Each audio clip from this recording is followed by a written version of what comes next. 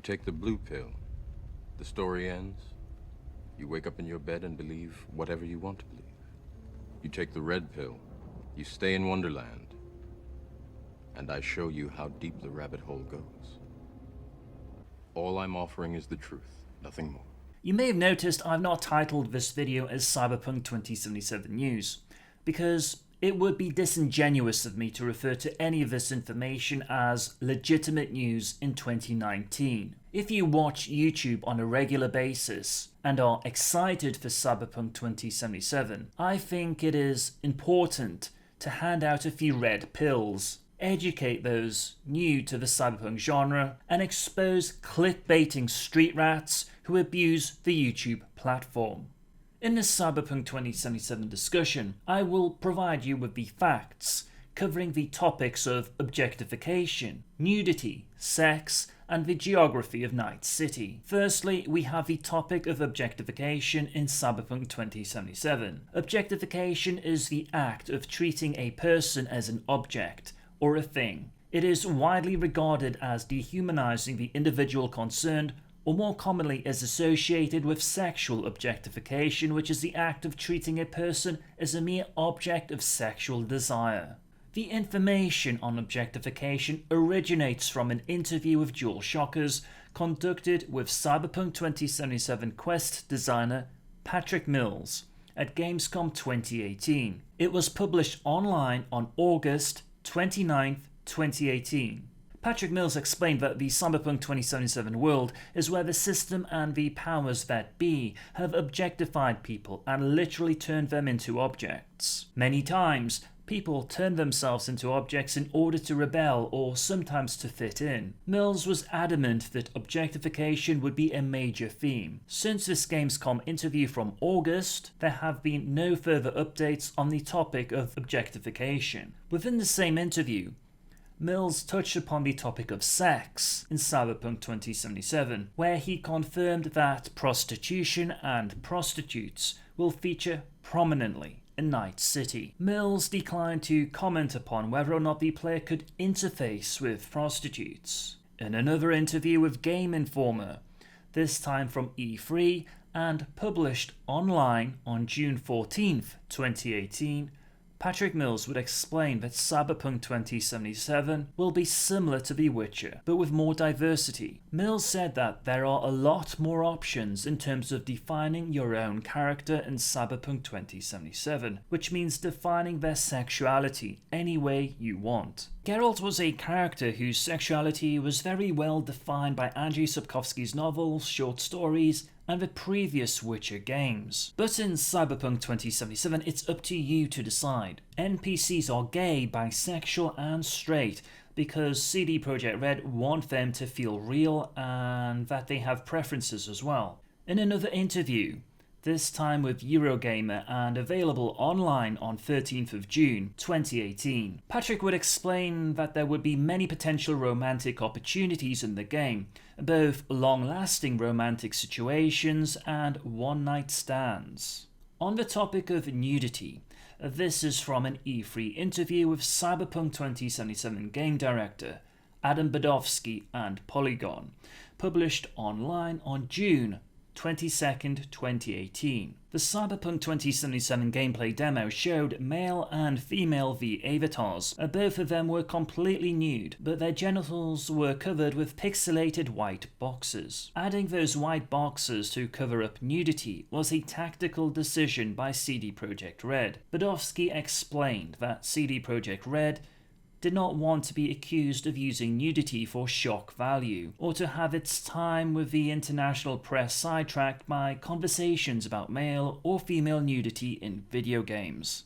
We covered these parts for one reason, said Badowski, because during the presentation we don't want people to focus on and think about these things and laugh. Badowski confirmed that the final version of Cyberpunk 2077 will have full nudity, not for shock value, but because it supports one of the most important themes in the cyberpunk genre, transhumanism, the belief that humanity can transcend its current mental and physical form with the help of technology. Throughout Cyberpunk 2077, players will have to successfully negotiate what it means for them personally to become transhuman, and one of the pieces of imagery Cyberpunk 2077 plans to use is nudity. Nudity is important for us because of one reason, Badovsky said. This is cyberpunk, so people augment their body.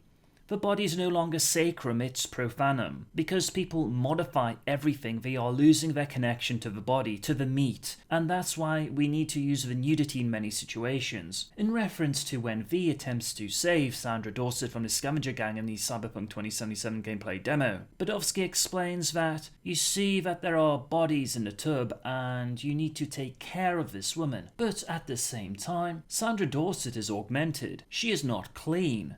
Maybe she's augmented too much. Maybe the humanity level is pretty low in her, so it's an interesting topic. It's one of the key themes in Cyberpunk. The very first scenes involving Major Motoko Kusanagi in the original Ghost in the Shell anime show exactly the same aspect, because where is sacrum and where's profanum in a world where you can simply modify yourself to such limits that it makes you a different kind of person.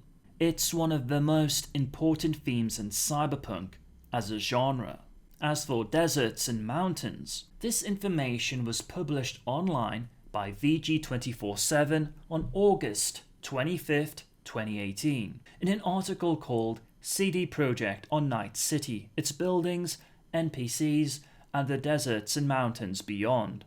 In this article, VG247 reported on an interview with Cyberpunk 2077 producer Richard Bojamovsky. During the interview, Bojamovsky touched upon a wide range of topics, including community-based systems within Cyberpunk 2077. Communities will behave differently depending upon which part of Night City they reside in, and dependent upon the time of day. Bojamovsky explains that CD Projekt Red aim for a realistic city. To create a realistic environment, you need the blood of a city, which is the population, otherwise it would feel empty.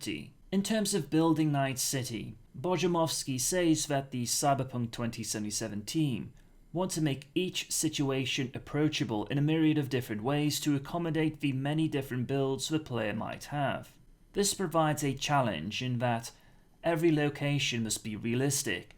An office space should be an office space, but gameplay systems must work in tandem with them. For instance, the interior must have enough space to accommodate both stealth and combat. Because Night City is split into different districts, the Cyberpunk 2077 team want to give each area a specific feel, whether that is architecture, affluence, different types of cars, or even sounds. The player should notice a variety of languages and accents being used. This will also allow the player to orient themselves, so instead of a GPS, the player will be able to tell where they are based on the distinct feel of the area, and not just through notable landmarks. On the topic of mountains and deserts, Bojamovsky is quoted as saying CD Projekt Red are not putting an invisible wall after the last building in Night City because it would completely break immersion. The city is located on the west coast in California. There is a desert, there might be something else,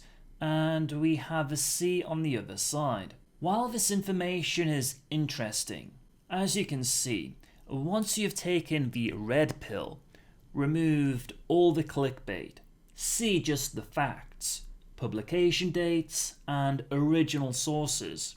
Everything related to Cyberpunk 2077 I have discussed in this video is out of date by a considerable margin. None of these topics have received any updates from CD Projekt Red or Mike Pondsmith since June or August. It certainly does not warrant a dedicated news video in January 2019.